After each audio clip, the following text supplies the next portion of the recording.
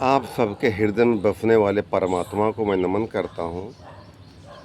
तूफान आता है तो घास झुक जाती है, तूफान चला जाता है, घास फिर से खड़ी हो जाती है। लेकिन पेड़ जो होते हैं वो झुकना नहीं जानते हैं और तूफान पेड़ को उखाड़ देता है। घास से लाख गुना मजबूत पेड़ होता है, लेकिन पेड़ झुकना नहीं जानता है, उखाड़ देता है उसको। और घास झुक करके फिर खड़ी हो जाती है। अगर आपके झुकने से टूटता हुआ रिश्ता बनता है तो झुक करके रिश्ता बना लो अपना। आपके झुकने से कोई बड़ा संकट टलता है, झुक कर टाल दो। अक्लमंदी इसी में है। कहीं आपका 10 लाख रुपए फंसा हो, 2 लाख न मिल रहा हो, 8 लाख मिल रहे हो, तो भलाई इसी में है। 8 लाख लेकर 2 लाख छोड़ दो उसको। एक कहानी सुनाता हूँ मैं। एक पति पत्नी में बहुत झगड़ा हो गया। सुबह का टाइम था तो पत्नी कहती बस बहुत हो गया, अब मैं मैके चले जाऊँ, एक पल यहाँ नहीं रुकूंगी मैं। तो पति कहता तुम्हारे जो मन में आया करो। तो चला गया ऑफिस अपने। इधर ये औरत फ़ोन करती, माँ को फ़ोन करती कि माँ मैं झगड़ा हो गया, मैं घर पे आ रही हूँ। रो रही थी, बहुत परेशान हो करते हैं और तमाम तरह बातें कह रही थी। तो माँ ने वहाँ से कहा बेटी जहाँ वहाँ बनी रहो, तुम्हारी बड़ी बहन झगड़ा करके घर में आई, तलाक हो घर में बैठी हुई है, तुम भी यही करोगी क्या? तो दामाद जी बहुत अच्छे हैं, तुम्हारे अंदर कोई कमी रही होगी, अपना मेटल फिटिंग करो वहीं पर। कह के माँ ने फ़ोन काट दिया। अब इसने सोचा कि माँ ने कहा तुम्हारे अंदर कोई कमी रही होगी, वो बात लगी। इसमें ढूंढा कि लड़ाई जड़ कहाँ से थी। तो ढूंढा पाया जड़ मैं ही थी, मैंने ही फालतू में बोल दिया था। तब ये अब सोची कि पति को मनाए कैसे। तो पति का मनपसंद रसगुल्ला खाते थे, बहुत अच्छा लगता था उनको, मनपसंद रसगुल्ला उनका था, फेवरेट चीज़ रसगुल्ला था। उसने कहा रसगुल्ला बनाते हैं। रसगुल्ला बनाया उसने।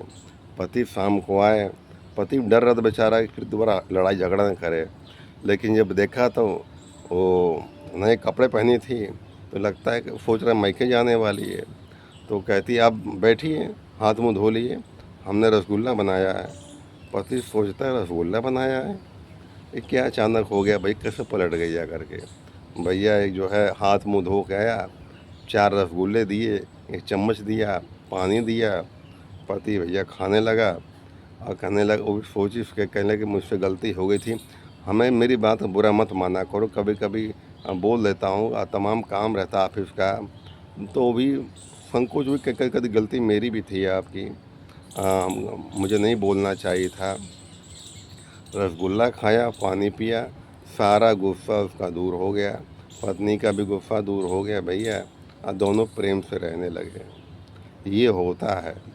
ज़रा सा झुकने से, समझने से बड़ा से बड़ा संकट टल जाता है।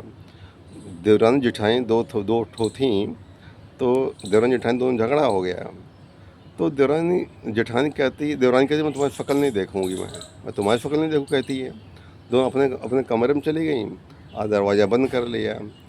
जो देवरानी थी उसको याद आया कि माँ ने कहा था उसकी कि जो है अगर तुम झगड़ा हो जाए तो उसका तुम देखना एहसान, देखना तुम्हारे पास एहसान कितना किया है। तो वो देखी उसकी, मैं जब आई थी मेरा बच्चा हुआ, दीदी ने कितनी सहायता मेरी की थी, तो उसको सोच करके उसको दुख हुआ। गई घर, रसोई घर में 2 कप चाय बनाया उसने और दरवाज़ा खोला उसने, बड़ा दरवाज़ा जेठानी का। निकली तो जेठानी कहती तुमने कहा शक्ल नहीं देखेंगे और तुम चाय बना के लाई हो। कहने दीदी मेरी माँ ने कहा था कि जो उससे झगड़ा हो जाए तुम मेरा उसका एहसान देखना, तो आपने मेरे को बहुत एहसान किया मेरे ऊपर। ये है, जब मेरे बच्चा हुआ तो बहुत सेवा की थी आपने मेरे। भैया दोनों चाय पीती हैं और देवरानी जेठानी से माफ़ी मांगती है, दोनों एक हो जाती हैं। तो झुकने से बड़ा काम हो जाता है। धन्यवाद।